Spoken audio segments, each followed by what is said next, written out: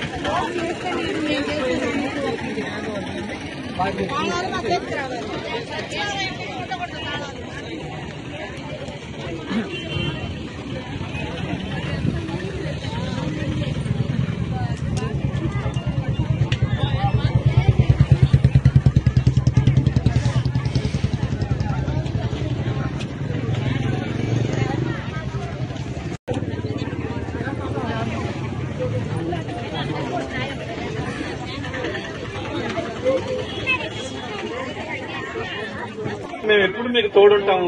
ఎందుకంటే ఈ విలువలతో పెరిగినవాడిని. సో మీరు కూడా అదే విలువలతో చిన్నపిల్లలకి ఎంత సేవ చేస్తున్నప్పుడు మేము అది గుర్తుపెట్టుకుంటాం. మీకు తోడుగా కూడా ఉంటుంది. 100% ఆ మెడికల్ క్యాంపు ముఖ్యంగా పెయిన్ మేనేజ్మెంట్ కి సంబంధించి మహిళలకి ఏ వయసులో ఎలాంటి ఆరోగ్య సమస్యలు వస్తున్నాయనే దాని మీద నాకున్న ఎక్స్పీరియన్స్ తో అవసరమైతే లేడీ డాక్టర్లను కూడా పెట్టి మీకు వైద్య సేవలు చేపిస్తాను.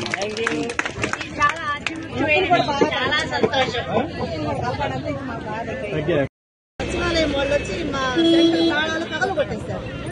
మేము ఇప్పుడు ర్యాలీగా వెళ్ళి ఎండిఓ ఆఫీస్ దగ్గర మేము మానవ కేసులు పెట్టాము. ఆ తాళాలు సచివాలయం వాళ్ళ దగ్గర కదా ఉండాలి. అంగన్వాడీ టీచర్ దగ్గర హ్యాండ్ ఓవర్ అయిపోవాలి. మా దగ్గర ఇచ్చినాక మేము ఒప్పుకోం సార్. దాంట్లో మీ సహాయం మాకు కావాలి. మా తాళాలు మాకు చేతికి వచ్చేంత వరకు అందరూ ప్రతి ఒక్క అంగన్వాడీ టీచర్ కేసు పెట్టండి. వీడియోలు కూడా ఉంటాయిగా. స్టేట్ పార్టీ ఇచ్చింది కదా ఆల్రెడీ పెట్టమని. మాకు రాష్ట్ర కమిటీ నిర్ణయం కూడా అదే. ఎవరైతే పాల్గొట్టారో వాళ్ళ మీద కేసులు పెట్టమని చెప్పారు. కానీ కేసులు తీసుకోరంట. కేసు తీసుకున్న దాకా మేము అక్కడి నుంచి కదలమండి. ఎందుకు మీ పగలు కొడితే కేసులు తీసుకోకుండా కేసు తీసుకోరంట. నమస్కారం. ఈరోజు డిసెంబర్ 12 నుంచి ఈ రోజుకి దాదాపు 8 రోజుల నుంచి నిరవధికగా మన అంగన్వాడీ కార్మికులందరూ కలిసి ఈ ఉద్యమ కార్యక్రమాన్ని మొదలుపెట్టి 8 రోజులు కావచ్చింది. సో వీళ్ళు అడిగిన డిమాండ్లు చాలా ఆమోదదగినవి. ఎందుకంటే అవి చాలా చిన్న చిన్న డిమాండ్లు, ఈజీగా చేయగలిగిన డిమాండ్లు. ఎందుకంటే ఆల్రెడీ ఇప్పుడున్న పరిస్థితులు మనం అంతా గమనిస్తున్నాము. ఇప్పుడున్న ప్రతి వస్తువు మీద అన్ని రేట్లు పెరిగిపోయినాయి. జీవన విధానంలో ఆర్థిక భారం బాగా పడ్డది. సో అలాంటిది వీళ్ళు ఆ పాతకాలము జీతాలతో ఇంకా ఇది 4.5 సంవత్సరం ఈ గవర్నమెంట్ వచ్చినా కూడా ఇంతవరకు ఒక్క బెనిఫిట్ చేయకపోగా ఈరోజు వాళ్ళని ఇంత ఇదిగా సమ్మె చేస్తున్నా కూడా వాళ్ళని వచ్చి పరామర్శించి వాళ్ళ సమస్యలు కూడా తెలుసుకునే దానికి కూడా ఈ ప్రభుత్వం ఆలోచించట్లేదంటే మనం ఆలోచించాలి. ఇంతటి దుర్మార్గమైన ప్రభుత్వం మనం ఎప్పుడూ చూసుండము.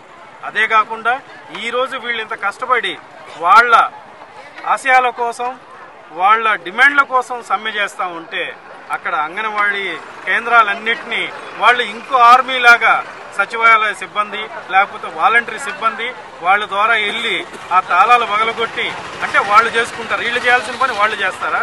సో వాళ్ళకి పోయే కాలం తొందరపడ్డది కాబట్టి ఈ వింత ఆలోచనలు వస్తున్నాయి. ఈ అన్ని విపరీత బుద్ధికి ఈ వినాశనానికి కారణం అనేది మనకందరికీ తెలిసిందే. ఎందుకంటే ఇందాక చెప్పినట్టు పెద్దలు చెప్పినట్టు మహిళలకి ఎప్పుడైతే బాధ కలిగితేనే తట్టుకోలేంది, అలాంటిది వాళ్ళ కంటి నీళ్లు, ఆ కళ్ళ నీళ్లు కారితే ఆటోమేటిక్ గా ఆ కన్నీళ్ళల్లో అందరూ కొట్టుకుని పోవాల్సిందే. ఎందుకంటే మహిళలంటేనే మనకు అమ్మలాంటి వాళ్ళు. అలాంటి అమ్మలాంటి వాళ్ళు ఈ అంగన్వాడీ ఈ టీచర్లు కానీ ఆయాలు కానీ, ఎందుకంటే మన చిన్న పిల్లల్ని తల్లిదండ్రులకి సమానంగా చూసుకుంటూ ఉన్నారు. అలాంటి వాళ్ళకి ఆదరాగా మనం ఉండాలి. ప్రభుత్వం ఎక్కువగా ఒక అందుకు ముందడుగేసి వాళ్ళ సమస్యల్ని ఎంత వీలైతే అంతవరకు వాళ్ళని తీర్చి వాళ్ళతో చర్చలు జరిపి వాళ్ళ విధుల్ని సుఖంగా జరిగేటట్టు చూడాలి తప్ప ఇలా వాళ్ళని రోడ్డు పాలు చేసి ఈ సమ్మెల్ని ఇంకా వాళ్ళని ఇబ్బంది పెడుతూ ఉండటం అనేది కరెక్ట్ అయిన పద్ధతి కాదు.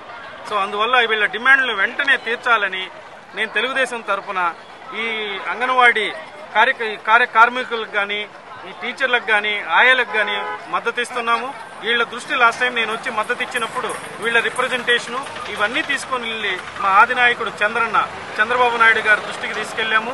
ఆయన ఇవన్నీ విశదీకరించి మొన్న సభలో కూడా ప్రత్యేకంగా మాట్లాడారు.